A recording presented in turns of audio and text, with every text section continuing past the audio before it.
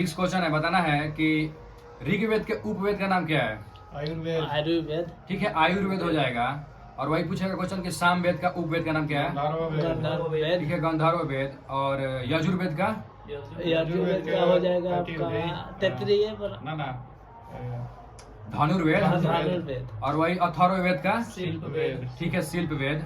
बताना है कि सिंधु घाटी के किस स्थल को लघु हड़प्पा के नाम से जाना जाता है? ठीक है, लोथल हो जाएगा। बताना है कि लोथल को खोज कौन किया है? रंगनाथ राव। ठीक है, बताना है कि सिंधु घाटी के किस स्थल से युग्म समाधि का साक्ष्य मिला है? लोथल से। ठीक है, लोथल से ही हो जाएगा। और कहाँ से आंशिक सती प्रथा का साक्ष्य मिला है? आंशिक सती लोथल से लोथल हो हो जाएगा। जाएगा। बताना है कि मोक्ष का पहला उल्लेख किस उपनिषद में मिलता है?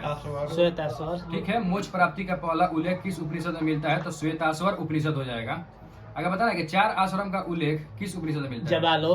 ठीक है, जबालो उपनिषद हो जाएगा। और वही 3 आश्रम बोलेगा तो छंदोग्य ठीक उपनिषद। है, छंदों के उपनिषद हो जाएगा। और पूछेगा कि यम और नचिकेता का जो संवाद है किस उपनिषद में है? तो कठोर। ठीक है, कठोर उपनिषद हो जाएगा।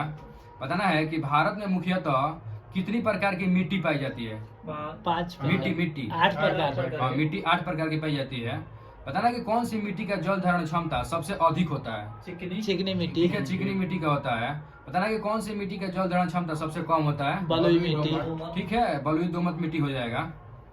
बताना है कि भारत में मुख्यतः कितने प्रकार का वन पाए जाते हैं? 5। ठीक है, 5 प्रकार के पाए जाते हैं। तो बताना है कि भारत में सबसे ज्यादा वन किस प्रकार के हैं? उष्णकटिबंधीय वन। ठीक है, उष्णकटिबंधीय पर्णपाती वन हो जाएगा। तो बताना है कि सागौन, साल, शीशम, चंदन ये किस प्रकार के वन है? उष्णपर्णपाती वन। ठीक है, उष्णकटिबंधीय पर्णपाती वन के उदाहरण है सागौन, साल, शीशम, चंदन।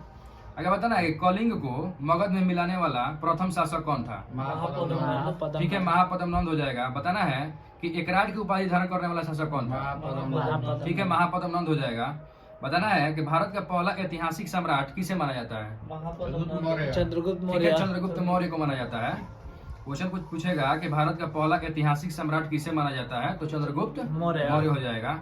अगर बताना है कि प्रथम साम्राज्य निर्माता के रूप में किस वंश को जाना जाता है? नंद नंद वंश को जाना जाता है। सही है। क्वेश्चन पूछेगा कि प्रथम साम्राज्य निर्माता के रूप में किस वंश को जाना जाता है? तो नंद वंश हो जाएगा। आगे बताना है कि शाह आलम द्वितीय का वास्तविक नाम क्या था? ठीक है, अली गौहर हो जाएगा। और वही पूछेगा मोहम्मद शाह का वास्तविक नाम क्या था? ठीक है, रोशन अख्तर। तो बताना है कि रोशन अख्तर जो था ना, मोहम्मद शाह किसके सहयोग से गद्दी पे बैठा था?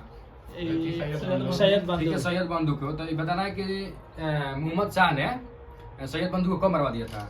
1722 हो जाएगा। और वही क्वेश्चन पूछेगा कि अंतिम रूप से जजिया कर समाप्त करने वाला शासक कौन है? मोहम्मद शाह रंगीला। ठीक है, मोहम्मद शाह रंगीला ही हो जाएगा। कब किया था खत्म? 1720 में खत्म किया था। ठीक है, आगे बताना है कि बहादुर शाह प्रथम का वास्तविक नाम क्या था? अली गौहर। हाँ, उसको साहेब खबर बोला ही हो जाता था, लेकिन उसका वास्तविक नाम मुअज्जम था, बहादुर शाह प्रथम का। आगे बताना है कि 1750 में संगोला की संधि किनके बीच हुआ था? बालाजी बाजीराव ठीक है, बालाजी बाजीराव और राजा राम द्वितीय के बीच में हुआ था 1750 में संगोला की संधि। आगे बताना है कि 2 या 2 से अधिक रंगों को पृथक करने के लिए किस विधि का प्रयोग किया जाता है? क्रोमेटोग्राफी। ठीक है, क्रोमेटोग्राफी। क्वेश्चन कहेगा कि 2 या 2 से अधिक रंगों को पृथक करने के लिए किस विधि का प्रयोग किया जाता है? तो क्रोमेटोग्राफी हो जाएगा। आगे बताना है कि 2 अघुलनशील द्रव को पृथक करने के लिए किस विधि का प्रयोग किया जाता है? ठीक है, पृथकारी कीप। जब 2 अघुलनशील द्रव को अलग करना होगा ना, तो उसके लिए पृथकारी कीप का प्रयोग किया जाता है। आगे बताना है कि 2 घुलनशील द्रवों के लिए अलग करने के लिए किसका प्रयोग किया जाता है? आसवन विधि। ठीक है, आसवन विधि का हो जाएगा। बताना है कि कीचड़ किस कोलाइट का उदाहरण है?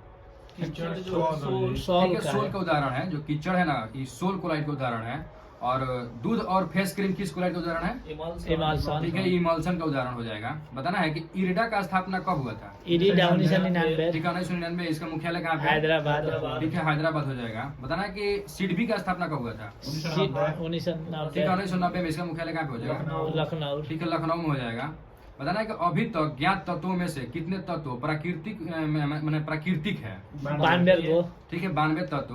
क्वेश्चन था कि अभी तक ज्ञात तत्वों में से कितने तत्व प्राकृतिक हैं? 92 हो जाएगा। बताना है कि कितने तत्व जो होते हैं ना, कमरे के तापमान पर गैस अवस्था में होते हैं? 2 गो। नहीं, गैस अवस्था में 11। 11 गो। और वही पूछेगा द्रव अवस्था में कितने होते हैं? 2। ठीक है, 2 गो हो जाएगा। आगे बताना है कि फ्रांसीसी क्रांति के समय फ्रांस का राजा कौन था? लुइस ठीक है, लुई सोलह 16वां। तो बताना है कि लुई 16वां गद्दी पे कब बैठा था? 1774 ठीक है, 1774 में। बताना है कि लुई 16वां को फांसी कब दे दिया गया था? 1793 ठीक है, 21 जनवरी हो जाएगा। 21 जनवरी 1793 को इसको फांसी दे दिया गया था। आगे बताना है कि जो क्या बोलते हैं, फ्रांसीसी क्रांति के समय वहाँ का राष्ट्रीय गीत क्या था? मार्सिल है ठीक है, मार्सिले था। बताना है कि भारत में प्रथम साम्यवादी मुख्यमंत्री कौन बने थे? नामुंद्री ठीक है, पाद नंबूद्रीपाद हो जाएंगे, नंबूद्रीपाद। बताना है कि भारतीय जनसंघ के संस्थापक किसे माना जाता है? ठीक है, श्यामा प्रसाद मुखर्जी। आगे बताना है कि ब्रेटलैंड आयोग किससे संबंधित था? ठीक है, पर्यावरण से संबंधित था। बताना है कि भारत में गुट निरपेक्ष शिखर सम्मेलन किस वर्ष आयोजित किया गया था?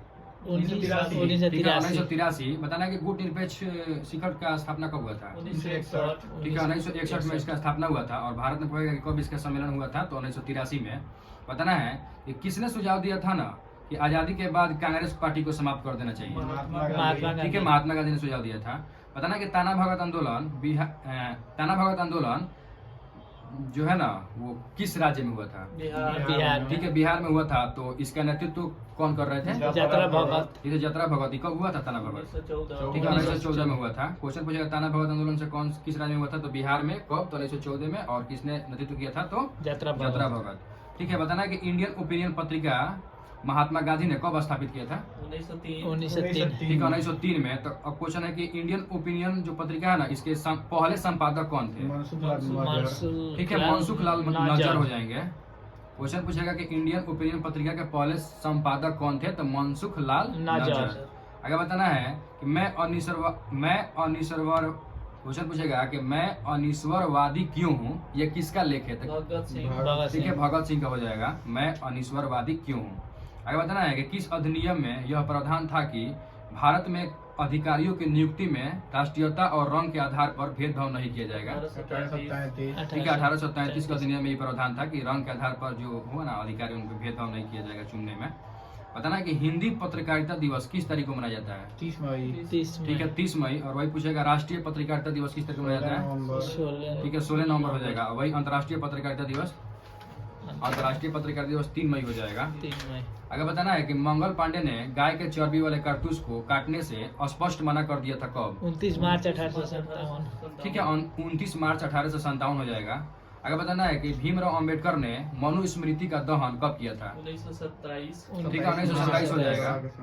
और महार सत्याग्रह कब किया था भीमराव अम्बेडकर? 1927 हो जाएगा। और भीमराव अम्बेडकर ने बहिष्कृत हितकारिणी सभा का स्थापना कब किया था? 1924 ठीक है, 1924 हो जाएगा। बताना है कि एक संधि है जिसका नाम है पार्ट्स माउथ।